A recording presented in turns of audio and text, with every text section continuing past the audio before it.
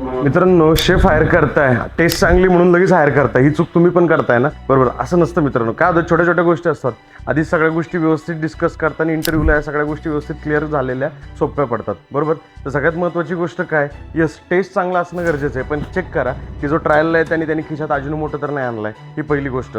Second thought, तो कसा आहे की तो टीम बिल्डिंग करण्यात इंटरेस्टेड आहे का, त्याला तो त्याच्या टीमला व्यवस्थित समजू शकतो का, त्याचं त्या लेवलचं आहे का. काय होतं, 5 वर्षाचा एक्सपिरियन्स झाला तरी म्हणतात शेफ आहे, असं नसतं. कमीत कमी 8-10 वर्षाचा प्रॉपर एक्सपिरियन्स असणं गरजेचं आहे, तर त्याचं टीम ऐकते. 4-5 वर्षाच्या एक्सपिरियन्सवाल्यांची कोणतेही किचन हेल्पर्स वगैरे बाकीचे लोक ऐकत नाहीत, तर ही एक महत्त्वाची गोष्ट आहे. दुसरं, तो हायजीनवरती किती फोकस करतोय, बरोबर आहे, ती पण गोष्ट महत्त्वाची आहे की छोट्या छोट्या गोष्टींमध्ये हायजीन जर मेंटेन राहिली तर आपल्याला फायदा होणार आहे, बरोबर आहे. वेस्टेज तो किती कंट्रोल करतो, त्याला तुम्ही काय टार्गेट्स देताय, या सगळ्या गोष्टींची तुम्ही आधीच जर काळजी घेतली तर नंतर अडचणी वाढत नाही. तर अशाच छोट्या छोट्या गोष्टींमध्ये तुम्ही आधीच इंटरव्ह्यूमध्ये डिस्कशन्स करा, म्हणजे तुम्हाला सोपं पडेल. अशाच चांगल्या व्हिडिओज बघण्यासाठी आपल्या पेजला लाईक करा, फॉलो करा, शेअर करायला विसरू नका. धन्यवाद.